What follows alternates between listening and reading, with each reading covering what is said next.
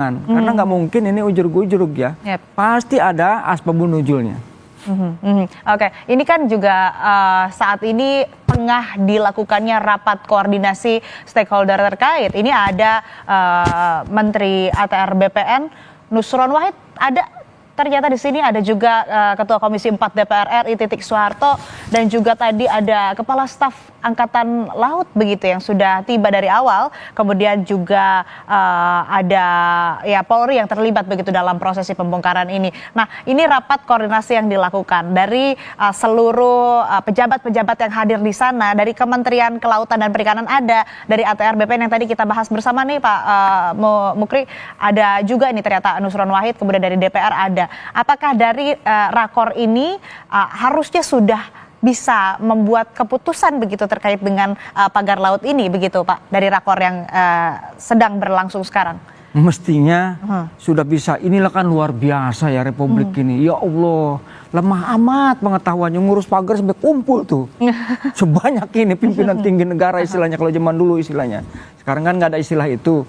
Komisi 4 atau wakil DPR, para menteri, kok begitu rumit? Berarti memang ada sesuatu yang besar. Ada aktor modal, entah mungkin mantan presidennya ikut dulu kan, mantan menteri-menteri yang dulu ikut. Disinilah gunanya, bikin ini terang benderang, jelas. Misalnya Pak Jokowi terlibat, ya udah panggil. Apa masalahnya? Jadi jangan takut. Katanya kan semua warga negara berkedudukan sama di muka hukum. Panggil aja, nggak usah urusan. Betul. Pas siapa lagi? Misalnya Pak Freddy Numberi katanya disangkut-sangkutin. Karena di bagian dari komisaris PT ini, panggil.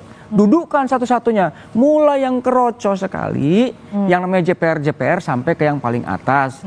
Karena untuk mendapatkan informasi yang terang benderang supaya tidak ada lagi sangka, saling curiga, buka. Ngaku yang nanti pada akhirnya kita berharap yang keliru bilang keliru, yang salah bilang salah, sesuai gunakan dengan peraturan perundang-undangan berlaku. Kalau yang keliru gimana praktek hukumnya, yang jahat gimana praktek hukumnya. Tapi pengennya seperti itu. Oke, harusnya dari rakor ini udah didatangin semuanya gitu ya, hampir lengkap begitu. Ada KKP, Kasal, kemudian dari Menteri ATR BPN juga ada, Komisi 4 DPR RI juga ada. Ini harusnya sudah bisa clear begitu ya Pak. Karena kalau yang tadi juga kita lihat bersama paket berita yang Kompas TV sajikan, ini bahwa SHM ataupun juga HGB ini ada milik PT Cahaya Inti Sentosa, yang dicari ini pemiliknya siapa. Harusnya sudah tidak carut-marut lagi begitu ya Pak, ini sudah bisa terungkap begitu dan diselesaikan. Kan pemiliknya siapa kan kita punya yang namanya Kementerian Hukum dan HAM. Semua itu punya AHU itu di sana, komisarisnya tahun berapa berdiri ada semua, nggak ada yang rumit. Alamatnya di mana, nomor teleponnya siapa, kapan dia mengurus izinnya ada. Tinggal kemauan aja. Kemauan pemerintah itu mau sungguh-sungguh nggak? Ini pemerintah sekarang mau ditipu-tipu lagi nggak? Gitu ya? Atau meneruskan meluruskan kesesatan? Jangan. Kalau pemerintah yang lalu sesat, ya sudah sadarlah kita. Kembali ke jalan yang lurus dan benar.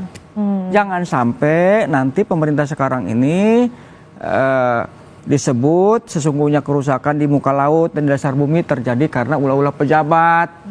Jangan sampai begitu. Ini artinya apakah tadi disebutkan juga oleh Pak Mukri bahwa bisa juga ini langsung ditanyakan saja ke Kementerian Hukum begitu ya, Hukum Keamanan juga, ini artinya harus bisa diajak begitu ataupun juga perlu dihadirkan juga kah supaya clear begitu semua pihak yang terkait ada, supaya bisa langsung diselesaikan, tidak menjadi lagi pertanyaan, apalagi ini kan merugikan masyarakat di sana ya, terutama nelayan begitu Pak. Betul, kalau kami sih berharapnya begitu ya. Satu, terkait dengan dokumen-dokumen yang namanya produk hukum, kan ini terdaftar semuanya di AHU, libatkan yang namanya Kementerian Hukum. Kemudian data yang terkait dengan Bursa Efek ya, dikumpulkan juga, benar enggak sih, di track satu sampai dengan terbuka informasi yang sejelas-jelasnya. Tidak ada lagi persoalan di kemudian hari.